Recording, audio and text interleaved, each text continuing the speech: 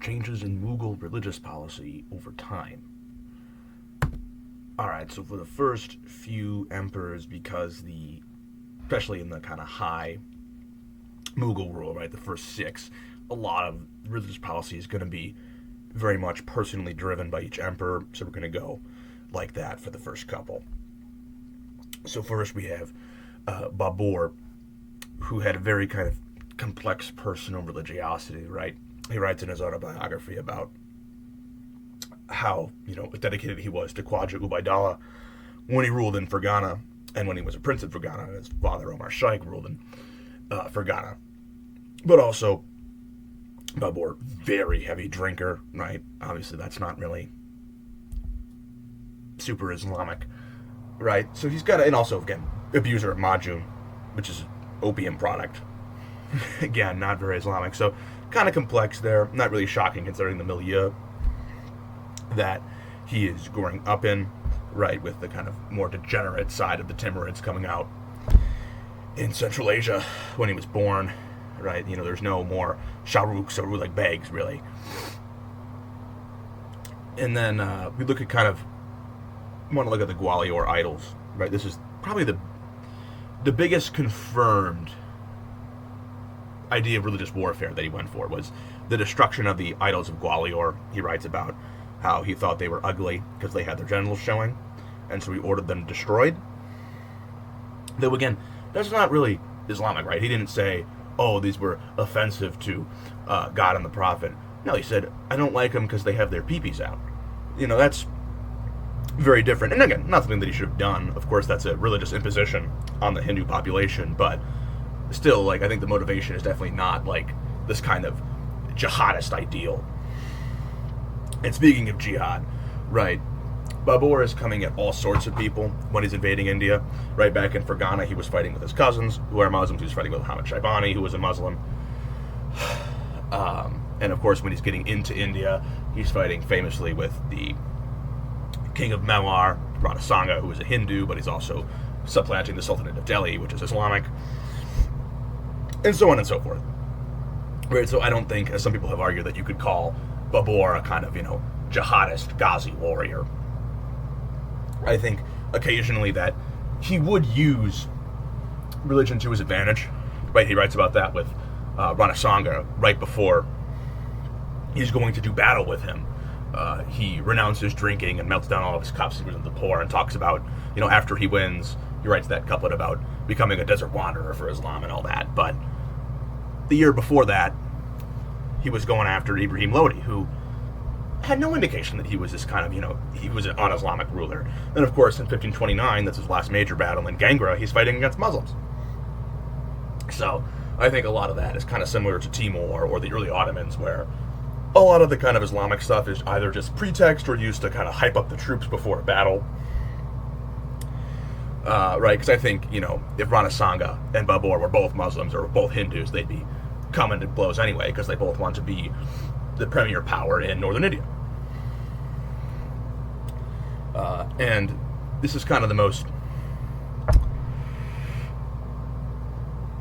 speculative part, is the alliance with Shah Ismail, who of course is a Shia, whereas Babur was a Sunni, and a lot of the areas that he existed in, either Central Asia, Fergana Valley, were Sunni, as well as northern India was also Sunni, and Afghanistan too. And his cousin, Muhammad Haidar, even writes that his alliance with Ismail and his use of Shia soldiers in Central Asia in an attempt to reclaim Fergana, right, of course that ends in 1512 with the Battle of Gajavan, that this hurt his reputation in Fergana, that he was a popular ruler. And we see that when he's fighting with Tambal, and he does have the support of the people, right? They open their gates to him constantly, because Tambal taxes them too much, and Babur is much more lenient. But this alliance with Ismail, who is, doing atrocities against the people of Baghdad, for example, in the name of this new kind of Twelver Shi'ism, really makes him unpopular. But Babur doesn't care, right? And Babur himself is a Sunni. So I think we can look there and say, well, religious, at least in terms of, maybe he's personally religious, but at least in terms of what he wants to do politically, he's willing to forsake that and ally with people who aren't the same faith as him and are actually in conflict with that faith, like Ishmael was. And of course, near the end of his reign, he is putting Hindus in positions of power, allowing them to kind of enter into his fold as vassals. We see that with Bagramjit the Hindu. And Babur also, this kind of keeps in common with his, Babur is the most Central Asian of all Mughal emperors because he's the first one. He moves from Fergana down into India. And so his rule was a lot more decentralized in the same way, a lot of the rulers of the steppe were decentralized.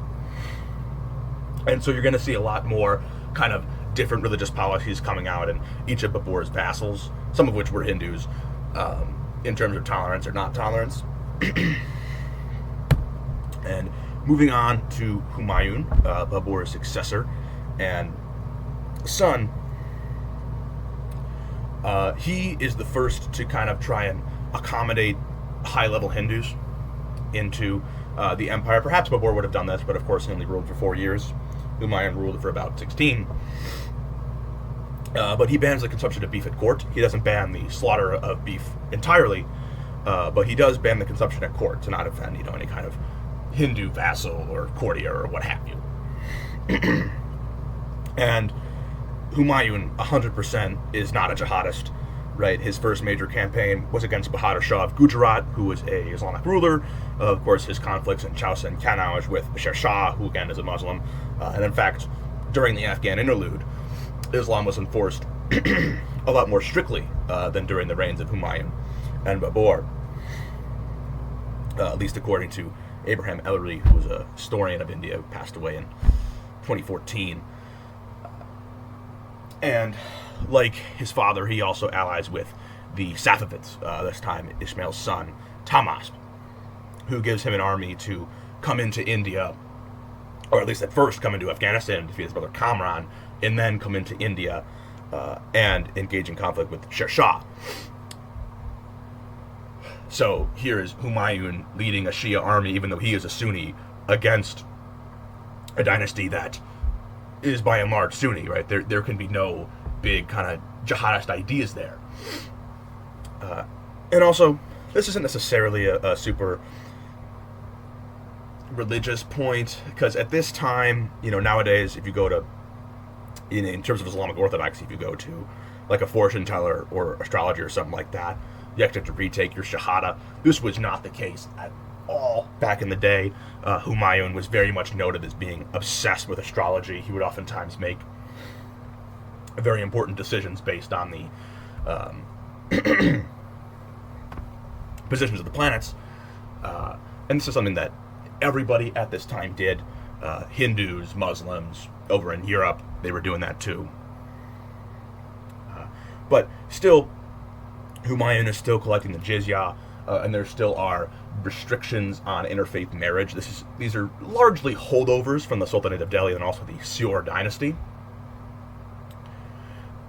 because they haven't really had much time to do things. Right, Humayun is campaigning against excuse me, the Lord of Gujarat, and then he's fighting with Sher Shah, and then he's kicked out of India for 15 years or so. And then he comes back and he dies in 1556, excuse me, not 1566. And, right, that's only a year after he returned and defeated the Siur. So he hasn't had much time to overhaul things. But we're going to get to that with Humayun's son, Akbar, as well as Jahangir, because Jahangir largely continued the policies of Akbar, but we'll get to that movie.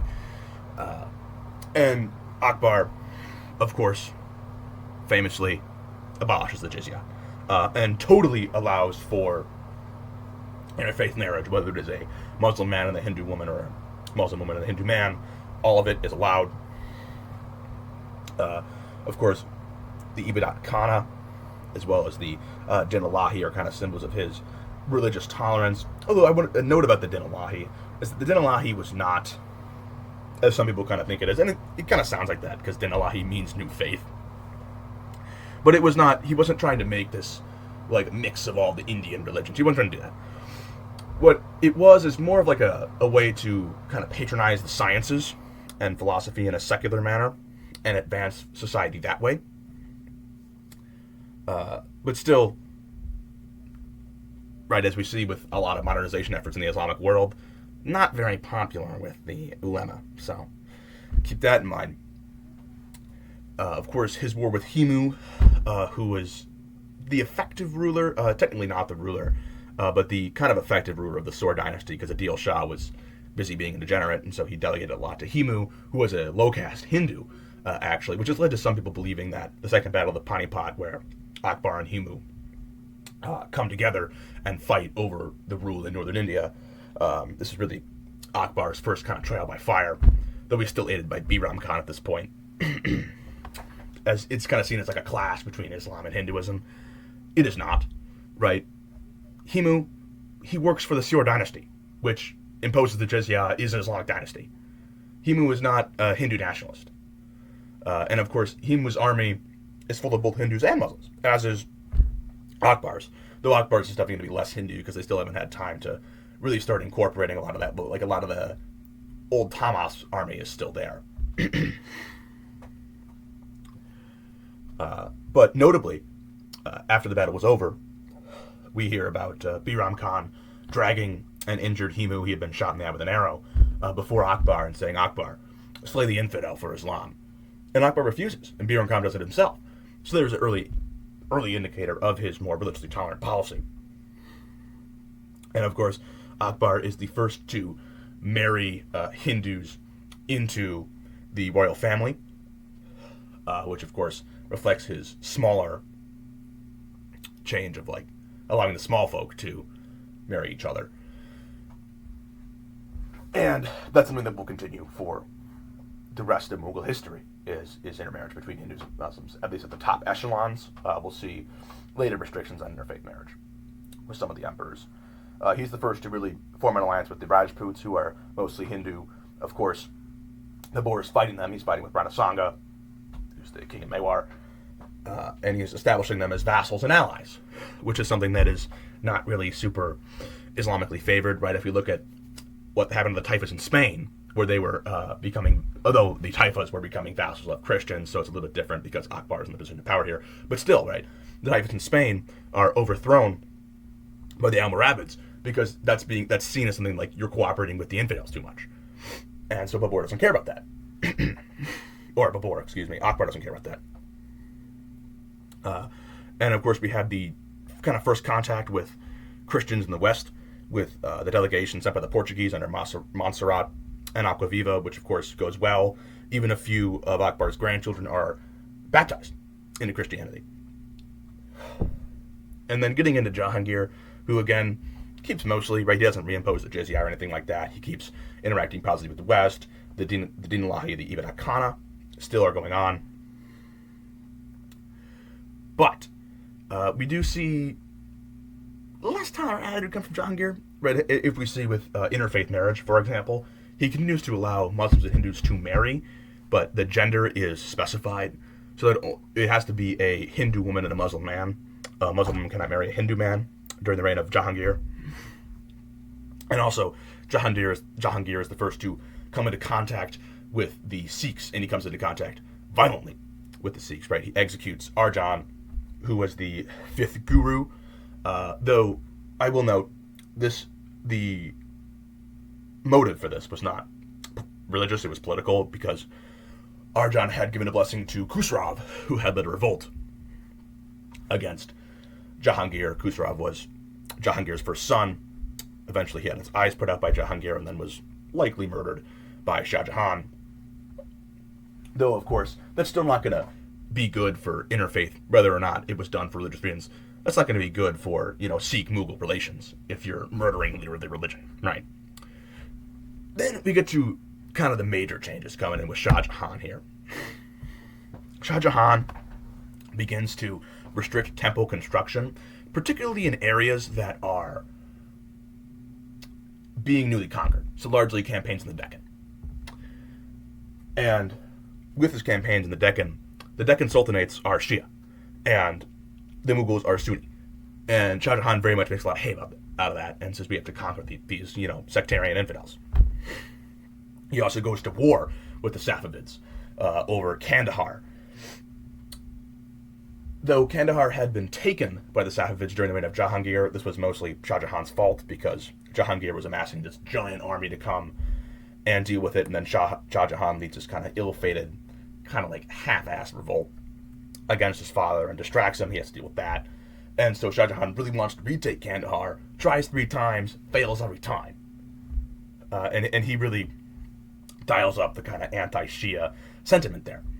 Though even then, Shah Jahan's also a bit of a pragmatic guy, right? This is kind of the beginning of the formation of the Turani and Irani houses. Shah Jahan, the early Mughals as well, but Shah Jahan particularly really loves to poach talent from the Safavids and from Central Asia, because the Mughals are far and away the richest, so they like to draw talent from there. And also, the Safavids are not a fun place to be, right? A lot of tyrannical, very incompetent, drunk Safavid shahs running around.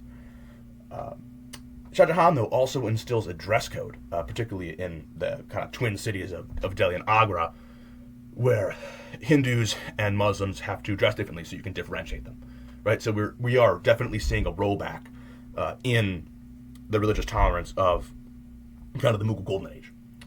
Though there's also a bit of a question about this, right? Because Alamgir is the one who's primarily doing a lot of the expansion, right? Alamgir was far and away the most martial of his brothers, the best at war at least. Murad was also a bit of a soldier, but not nearly as good at it. And of course, we all know Alamgir. Pretty religious guy. Pretty devout Orthodox Muslim, isn't he? And so there's kind of a question of like, in the Deccan, Alamgir is definitely pursuing temple destruction. And this is something that had always happened, is that even, during the reign of Akbar, the Mughals would come in and they would capture a city and they'd destroy some of the bigger temples that existed there. Though Abraham Early, again, argues that this wasn't really a religious thing so much as it was like a victory, right, to show your dominance over the city that you captured.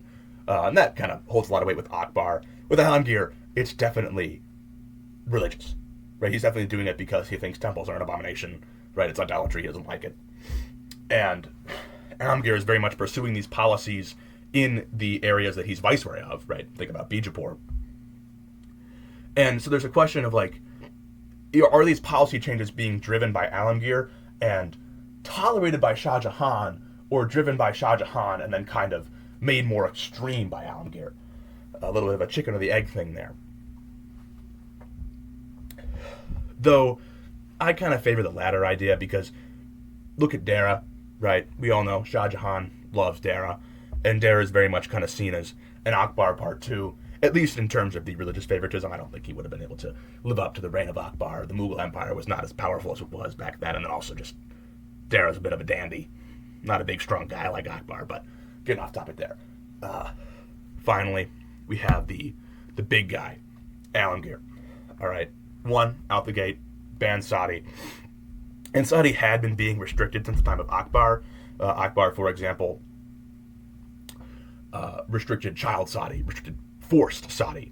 And technically, of course, Sadi cannot be forced, though it would happen. But Akbar made sure to crack down on that. And then you would see further restrictions with Jahangir and Shah Jahan, where if a woman wanted to commit Sadi, she would have to go to the governor of the area that she lived in, and she would have to say, like, I want to commit Sadi, and the governor had to try and convince her not to.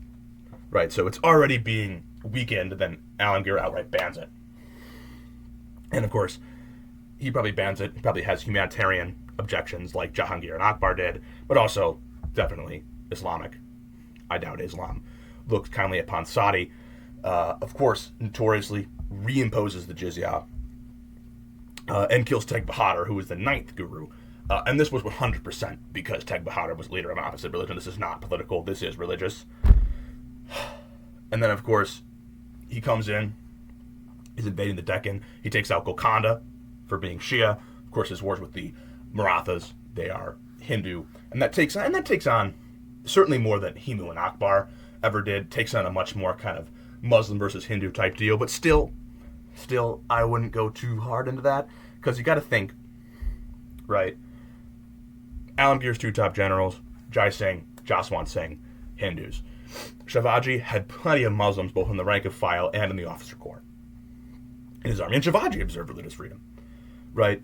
And of course, again, Shivaji would kind of hype up the Hindu aspect of what he was doing, to hype up his troops before a battle, worked very well. And again, to a degree, that's very true, but there's also pragmatic forces at play here. And that kind of comes in with the forced toleration, right? Alamgir, one of his favorite courtiers was Mir Jumla, who was a Shia. He came from the Deccan. And then, of course, I mentioned his two generals.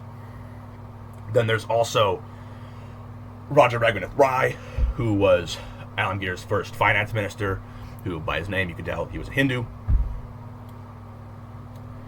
And you also see an increased conflict with the Rajputs.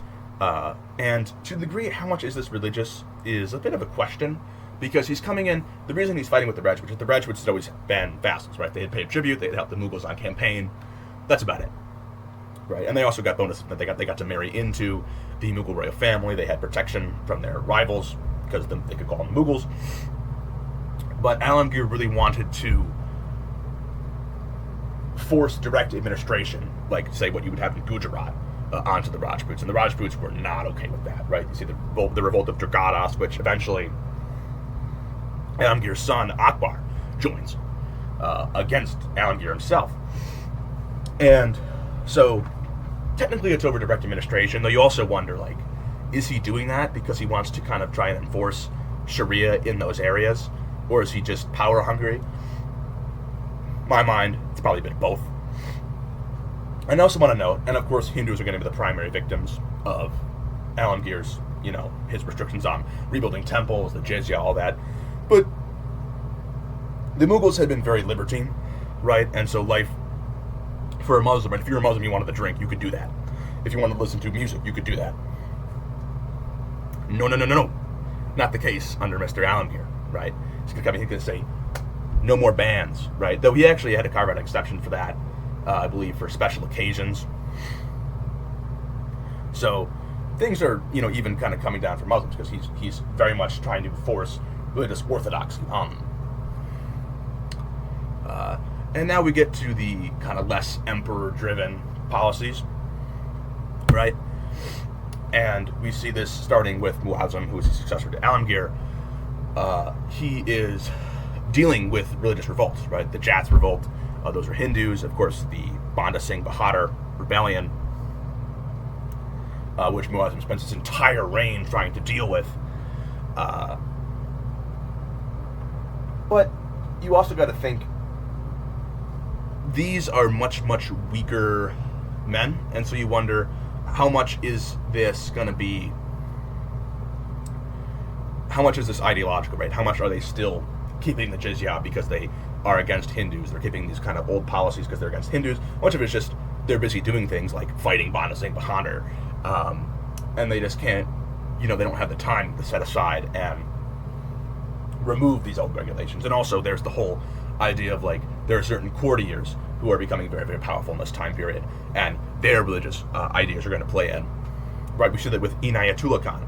Right, Farrukhsiyar abolishes the jizya, but then reinstates it because Inayatullah Khan, who was the governor of Kashmir, strong arms him into it by getting him a letter from the Sharif of Mecca to say that you need to collect the jizya. But then the Said brothers and Muhammad Rangila abolished the jizya for good, and that was very much a Said brothers decision, because Muhammad Rangila is largely a non-entity. And then, of course, we do see increased conflict with Marathas, though eventually the Marathas and the Mughals are going to be kind of teaming up, though teaming up is a little bit of a, because the Marathas are definitely the stronger party there, so it's a little bit more of a, almost like a vassal kind of satellite state relationship. I wouldn't go that far, but definitely, right, think about the Third Battle of Panipat, right? But then finally, we have religious tolerance being a policy that is going to continue, starting with Muhammad Rangila. Religious tolerance is going to be a thing in the Mughal Empire until it's over. Right?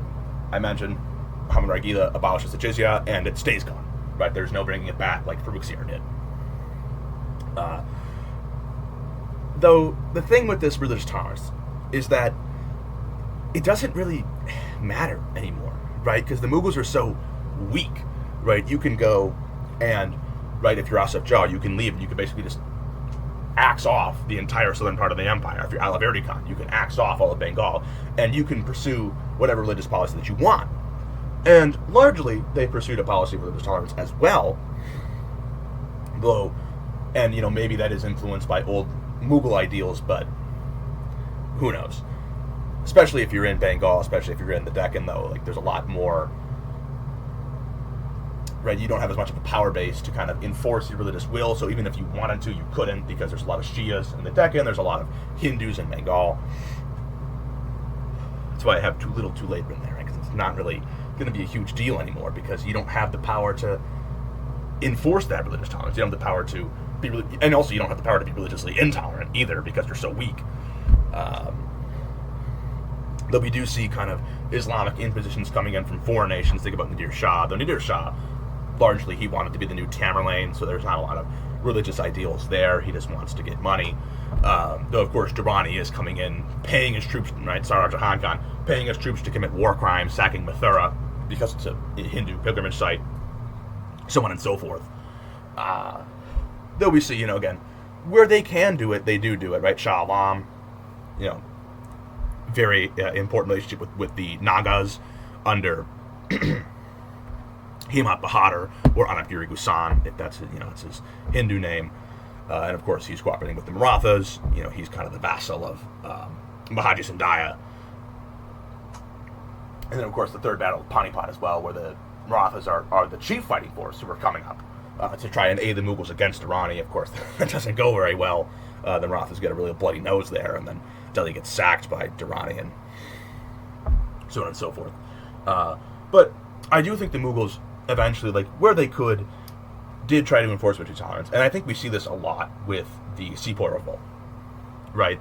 I have Chaman Lal written there. He was a doctor who was a Muslim, but he converted to Christianity late into the Mughal Empire, and during the Sepoy Rebellion, he was killed for that by a bunch of Hindu Sepoys. And this was not, the Hindus weren't, anti-Christian, so to speak, but they thought the conversion was more of a sign of him going over to join the British, being a traitor to his native Indian brethren. That's why they murdered him. But before that point, when he was a Christian, he was the personal physician of Zafar, and according to G.S. Cheema, faced no discrimination or negative sentiment that we know about. So that's pretty good. And also, when the jihadis come in from Afghanistan and Pakistan to try and aid Delhi that's being besieged, they do things to try and mess with the Hindu population. And Zafar puts a kibosh on that, right? For example, for Eid, Sarfaraz Ali and Bakht Khan, they wanted to sacrifice a cow. And not only did Zafar put the kibosh on that, he said nobody can be caught selling beef anymore, right? So we see him, even Zafar, who is not very powerful, he's barely more than a figurehead even in the Sepoy Revolt, is doing all he can to enforce that kind of Mughal progressive policy. And I think that's neat. But unfortunately, didn't go very well for them. They were defeated anyway. Partially because, perhaps if Zafar had allowed the jihadis to do what they wanted to do, he would have been better off. Because think about Bakht Khan, right? Bakht Khan was this very competent general. And this was the thing that was problem with the Sepoy Rebellion, was that they didn't have a lot of very competent high officers, because this is British policy, was that at a certain point you could not promote a Sepoy anymore. It had to be a British, white officer doing it. But Bakht Khan had experience leading larger groups and was able to coordinate them and put the position, that was bombing into Delhi, the British position, constantly under siege and really wear them down. But eventually, because of our hates Bakht Khan, because he's a religious, nut, well, not really so much him, but the guy he's bringing with him, Sarfaraz Ali, he sends him on a suicide mission and gets him defeated, and then he has to run away back to Rohila Khan. So, even when, with the late Mughals, even when it's hurting them, they still stick to this progressive policy, and I think that's neat. And of course, we could see through all this, the Mughals, they're not perfect, right? They're not, they're religiously tolerant, great guys that kind of see a lot of the early 2010s kind of very much romanticize them as that. They're not that, right? They had their failings, right? Babur was probably a little bit too slow to adopt a lot of kind of Hindu-tolerant positions, even though he was taking over the old Sultanate of Delhi system. He probably could have been a little bit, especially if you consider his pragmatics, right? He probably could have been a little bit nicer to his Hindu populace, right? He still kept the jizya. Like, what's that about? Especially because Tamerlane didn't keep the jizya, but Babur does. So that kind of shows to a degree, an anti-Hindu position. And then, of course, we have things get better and they get worse under Shah Jahan and Alamgir, and they get repaired later on with Muhammad Rangila, even though by that time there's not much that the Mughals can do to enforce this policy. But I think overall, you can see the Mughals are religiously tolerant, at least more religiously tolerant than a lot of their neighbors. For example, the Safavids. But by far, far from perfect. Of course, we got our lovely little sources right here.